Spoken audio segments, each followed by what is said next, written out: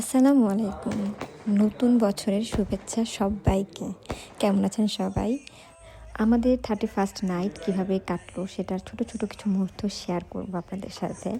আমি আগের দিন রাত্রেবেলা একটা কেক বানিয়ে নিয়েছিলাম, যে এই কেকটা আমি সারপ্রাইজ হিসেবে নিয়ে যাব, যাতে আমরা 12টার পর সবাই মিলে নতুন বছরকে ওয়েলকাম করার জন্য কেকটা একসাথে কাটতে পারি। কেকটা ডেকোরেশনের কাজ যখন ধরলাম তখন প্রায় রাত 3টা।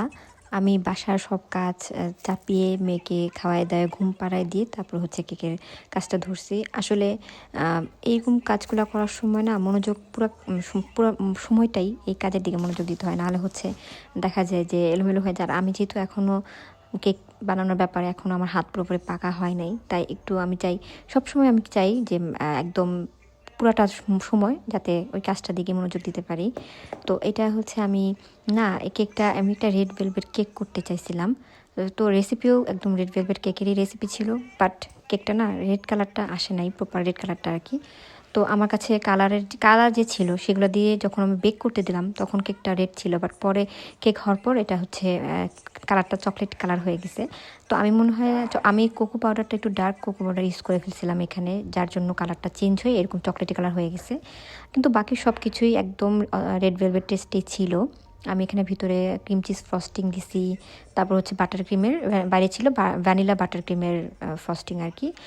কেকটা একটু হাইটও কম হয়ে গেছিলো, তবে স্কোয়ার শেপ হওয়ার কারণে এই কম হাইটের কেকও দেখতে খুব ভালো লাগতেছিল। তারপর হচ্ছে আমি এটাকে বাটার ক্রিমের কিছু ফ্লাওয়ার দিয়ে, রোজ, তারপর হচ্ছে চেরি ব্লসম, এসব ফ্লাওয়ার দিয়ে হচ্ছে আমি এটাকে ফাইনাল একটা লুক দিই। ফ্লাওয়ারগুলোও আমি আগের দিন রাতে করে ফ্রিজে রেখে দিয়েছিলাম। তো এই হচ্ছে আমার কেকের ফাইনাল লুক। কেমন হয়েছে কেকটা অবশ্যই জানাবেন। কিন্তু এরকম একটা কেক করার ইচ্ছা ছিল আমার অনেক দিন যাবত। ফাইনালি এই কেকটা করতে পারার পর আমার যে কী একটা শান্তি লাগতেছিল। কেক শেষ করতে করতে অলরেডি সকাল 5টা বেজে গেছে, কিন্তু তারপরও না আমার একটু টায়ার্ড লাগতেছিল না, একটু খারাপ লাগতেছিল না, উল্টা মনের মধ্যে একটা শান্তি লাগতেছিল যে কেকটা একটা সুন্দর একটা লুক দিতে পারছি, যেটা দেখে চোখেই আরাম লাগতেছিল, চোখেই ভাল লাগতেছিল।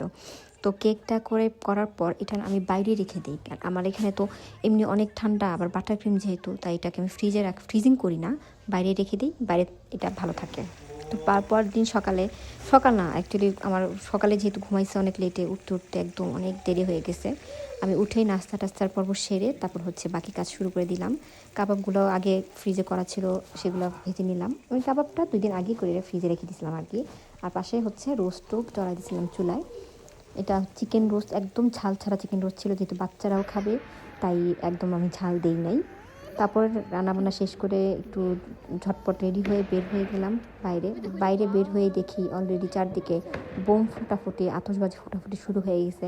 এটাকে নিয়ে বাইরে বের হওয়ার পরেই ও তো এই বাইরের এই অবস্থা দেখে একদম ভয়ে কান্নাকাটি শুরু করে দিছিল, আর বলতেছিল মা বাসায় চলো বাসায় চলো, আমি যাব না কোথাও।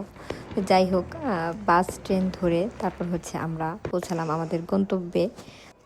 গিয়ে দেখি আমরাই সবার শেষে গেছি এবং অলরেডি নাস্তার পর্ব শেষ। তো আমিও গিয়ে ঝটপট আর হালকা পাতলা কিছু খেয়ে নিলাম, যেহেতু সারাদিন অনেক প্রেশারে ছিলাম, ঠিকমতো খাওয়া দাওয়া হয় নাই, তাই গিয়েই হচ্ছে খাবার নিয়ে বসে গেছি।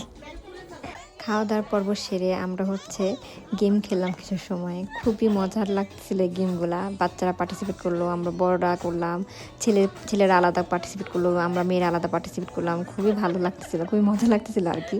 তো এই গেমটার কারণেই পরিবেশটা পুরো আরও অন্যরকম হয়ে গেছে। তো এটা একটা গেম ছিল কাপ গেম, মানে 2 পক্ষ দাঁড়ায় থাকবে, হেড শোল্ডার নিচ টুস বললে হচ্ছে টাচ করতে হবে সেটা শুনে শুনে, আর যখন কাপ বলবে তখন কাপটা ধাপ করে নিয়ে নিতে হবে। যে আগ নিতে পারে আর কি, সামনের পক্ষর 2 পক্ষের মধ্যে যে আগ নিতে পারে। তো এখানে আমরা মেয়েরাই জিতে গেছি, মানে একদম একটা ছেলেও এই কাপটা নিতে পারে না, আমরা সব মেয়েরা কাপগুলো নিয়ে নিয়েছিলাম। আর বাইরে কিন্তু কন্টিনিউয়াসলি ধুমধাম আতশবাজি ফুটতেই ছিল। তো বাসার বারান্দার দরজা হচ্ছে ক্লোজ ছিল, দেখে অতটা সাউন্ড বোঝাতে ছিল না। এর মধ্যে আমরা একবার সবাই মিলে বাচ্চাদের নিয়ে বাইরেও গেছিলাম, নিচে গেছিলাম আর কি। যে আমাদের কাছে যে তারাবাতি ছিল, ছোটো ছোটো ছিল, এই যে কী বলে এটা, আতশবাজি ছিল, ফুলঝুরি ছিল, সেগুলো জ্বালানোর জন্য। কিন্তু বাইরে এত বাতাসের মধ্যে দাঁড়ানো যাচ্ছিল না। তারপর সবাই মিলে আমরা একটা বাংলা নাটক ছেড়ে বসলাম। নাটকটা দেখে তো নিশ্চয়ই বুঝতে পারছেন এটা কোন নাটক, খুব ফেমাস একটা নাটক, যেটা সবারই খুব পছন্দের। তো এটা দেখতে দেখতে আমরা হচ্ছে আস্তে আস্তে ডিনারের পর্ব শুরু করলাম। ফার্স্টে বাচ্চাদের খাওয়াই দিলাম, তারপর হচ্ছে আমরা বড়রা ডিনার শুরু করলাম। চিংড়ি, ভেজিটেবল, সিজনিং, রাইস, মাটন, কাবাবটা, চিকেন, আর এটা হচ্ছে মাছ। প্রতিটা খাবার অনেক মজার ছিল। একসাথে অনেকজন মিলে আসলে ডাল ভাত খেলেও সেটা অমৃতের মতো লাগে। খাওয়া দাওয়া শেষে চলে গেলাম বারান্দায়, ততক্ষণে অলরেডি রাত 12টা বেজে গেছে। আর চারদিকে শুরু হয়ে গেছে হচ্ছে নতুন বছরকে ওয়েলকাম জানানো।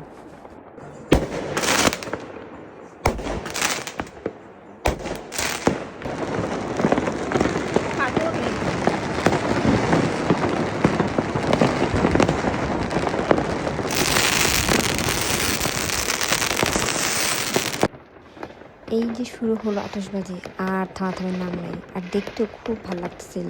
পিছনের অবস্থা দেখেন, কোনো থামাথামি নেই।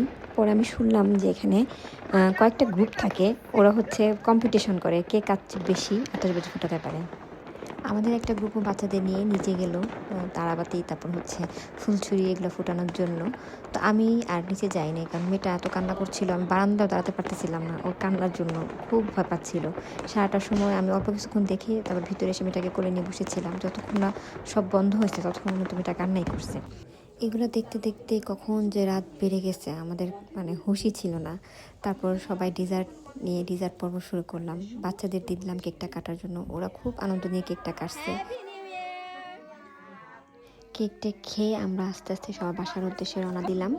তো এই ছিল আমাদের 31st নাইট। নতুন বছরটা সবার জন্য আনন্দময় হোক। আল্লাহ হাফেজ, সবাই ভালো থাকবেন।